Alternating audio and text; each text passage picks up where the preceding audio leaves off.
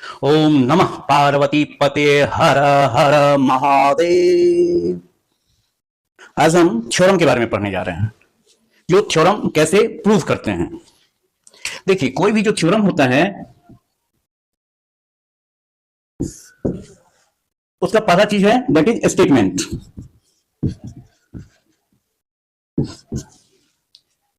Statement और statement का में दो पार्ट होता है। एक पार्ट में आपको गिवन इंफॉर्मेशन रहता है, गिवन इंफॉर्मेशन, और दूसरे पार्ट में जो आपको प्रूव करना है, टू बी प्रूव्ड। जो पार्ट आप उसी में रहेगा जो आपको क्या प्रूव करना है, दोनों चीज रहता है उसमें। कुछ इंफॉर्मेशन भी रहेगा और कुछ और दूसरा पार्ट है जो आपको प्रूव करना है। सेकेंड, जब हम स्टेटमेंट के बाद, स्टेटमेंट में जो हमारे पास इंफॉर्मेशन है, on the basis of given information you have to draw the figure. Second part हो गया आपका फिगर। फिगर कहां से आप ड्रॉ करेंगे? तो from given information, from given information.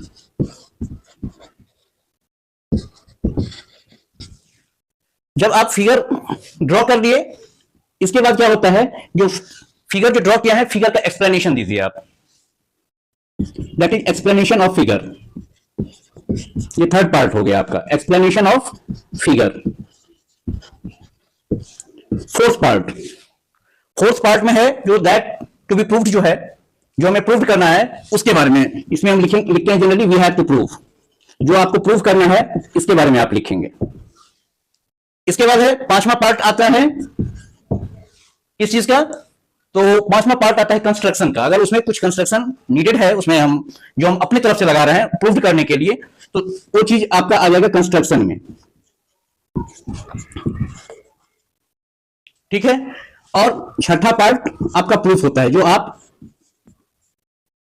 Prove करेंगे, जैसे उसका एक्सप्लेनेशन जो होता है वो सिक्स्थ पार्ट, दैट इज जो प्रूफ जो है उसमें। तो ये 6 चीज होता है। और स्टेटमेंट में जैसे हमने कहा, स्टेटमेंट में 2 पार्ट होता है, गिवन इंफॉर्मेशन और दूसरा है टू बी प्रूव्ड, जो प्रूव किया जाना है उसके बारे में। तो कभी भी किसी भी थ्योरम का जो स्टेटमेंट आप पढ़ेंगे, तो आइदर इन फर्स्ट हाफ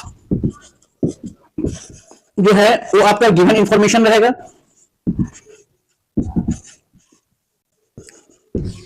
ठीक है।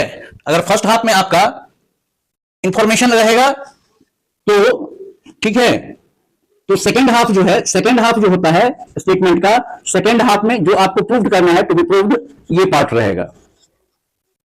अगर फर्स्ट हाफ में,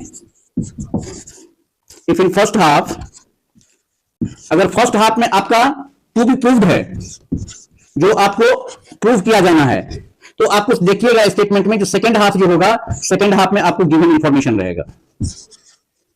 सेकंड हाफ जो है उसमें गिवन इंफॉर्मेशन रहेगा, गिवन इंफॉर्मेशन रहेगा। तो आज हम फर्स्ट थ्योरम जो है, जो एंगल सम प्रॉपर्टी जो है ट्रायंगल का, उसको हम पहले प्रूव करते हैं। थ्योरम कहता है sum of the angles, sum of the angles of a triangle is 180 degree.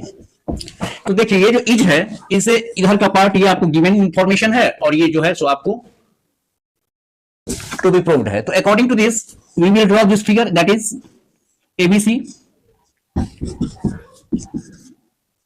अब है एक्सप्लेनेशन ऑफ फिगर। तो let ABC be a triangle, इसमें और कुछ नहीं लिखना है, एक्सप्लेनेशन यही है आपका। इसके बाद we have to prove, then we have to prove क्या? sum of the angles, that is angle A plus angle B plus angle C equal to 180 degree. इसके बाद आइए कंस्ट्रक्शन का पार्ट। तो कंस्ट्रक्शन के पार्ट में आप क्या देखेंगे, जो अगर हम एक लाइन ड्रॉ कर लें थ्रू ए पी क्यू, हमने ये लाइन ड्रॉ किया, तो इसके बारे में आप लिख लीजिए, जो draw P Q parallel to B C through A. A से हमने पी क्यू एक लाइन ड्रॉ किया जो बीसी के पैरेलल है, ठीक है। अब आते हैं प्रूफ पर। Suppose that this angle is angle 1, this angle is angle 2 and this angle is angle 3। इस एंगल को हम एंगल 4 मान लेते हैं और इस एंगल को एंगल 5 मान लेते हैं। ये हम मान सकते हैं एक्सप्लेनेशन क्लियर करने के लिए। तो यहां पर हम देख रहे हैं क्या, जो एंगल 1 इक्वल टू एंगल 4, क्यों? क्योंकि PQ parallel to BC, PQ जब पैरेलल टू BC है तो ये क्या है? अल्टरनेट इंटीरियर एंगल्स है, अल्टरनेट इंटीरियर एंगल्स। इसके बाद एंगल 2 इक्वल टू एंगल 2, ये तो यहां पर है तो कोई एंगल अपने बराबर ही होगा, कोई वैल्यू जो होता है। फिर एंगल 3 इक्वल टू एंगल 5, क्यों? क्योंकि PQ parallel to BC and it is alternate interior angles, और अल्टरनेट इंटीरियर एंगल्स जो होता है आपका वो क्या होता है? इक्वल होता है। अब इस तीनों को हम तो एडिंग देम, इसको तीनों को ऐड कर देते हैं तो हम क्या देख रहे हैं? जो angle 1 plus angle 2 plus angle 3 equal to angle 4 plus angle 2 plus angle 5, और angle 1 plus angle 2 plus angle 3 का वैल्यू क्या होगा? हम जानते हैं जो angles, sum of the angles at a point,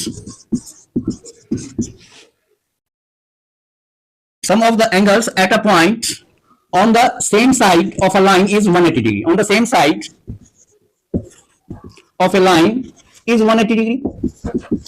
अगर सपोज दैट आपका कोई लाइन है, यहां पर इसी पॉइंट पर आप जितना एंगल बनाइएगा, सब एंगल का सम, मान लीजिए ये एंगल 1 आया, ये 2 आया, ये 3 आया, ये 4 आया, ये 5 आया, तो एक ही तरफ है और एक ही पॉइंट पर बना हुआ है, तो sum of the angles at a point on the same side of a line, line के एक ही तरफ है, तो उसका टोटल सम कितना होता है? तो दैट इज 180 डिग्री होता है। तो इसीलिए आप कह सकते हैं जो angle 1 plus angle 2 plus angle 3 equal to 180 degree. ठीक है, अब इतना का वैल्यू 180 डिग्री, अगर इसको हम इक्वेशन 1 मान लें तो आप कह सकते हैं जो फ्रॉम 1 क्या, जो 180 degree equal to angle 4 plus angle 2 plus angle 5, it implies that angle 2 plus angle 4 plus angle 5 equal to 180 degree, और एंगल 2 ही तो आपका एंगल A है, देयरफॉर आप कह सकते हैं जो angle A plus angle B plus angle C equal to 180 degree. हो गया प्रूव्ड।